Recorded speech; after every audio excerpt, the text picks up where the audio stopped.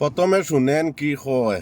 আমি ইসলাম ধর্ম পালন করি, আমার নামাজ পড়ার যেন অধিকারটা আমার ঠিকঠাক থাকে। আপনারা দেখেছেন গত বছর আমাদের পাবলিকলি ইফতার করা হচ্ছে নিষিদ্ধ করা হয়েছিল। আমরা কেমন দেশে কেমন সমাজ ব্যবস্থা আমরা বাস করেছি শুধু একবার নিজেকে প্রশ্ন করে দেখেন। সবাই মিলে একসাথে আমরা ইফতার করা পর্যন্ত নিষেধ করে দিয়েছিল। আমরা আর কারো দাস হতে আমরা চাই না। শুনছেন নি তারার প্রধান যে নেতা যে রাজা সুৎকুরে নমাজ জানেন না, নমাজও বোয়ার কায়দা জানেন না, নমাজ কেমনে পড়েন ওখান জানে না। ইসলামের কোন জিনিসটা তার মাঝে আছে না, আছে দাড়ি না, নমাজ জানে না, তকিগু মাথা দিলে তারে তকিয়ে খাটে, কিচ্ছু নাই। আর তারার মুখে নমাজর মাত আমি চিন্তা করি ফাইনারি বাইয়ান একটা মুসলমান দেশের ভিতরে কেমনে বানাইলে তোমরা ও সুৎকুরগু সরকার প্রধান কিতাব বালা কাম করছে বাংলাদেশের লাগিও।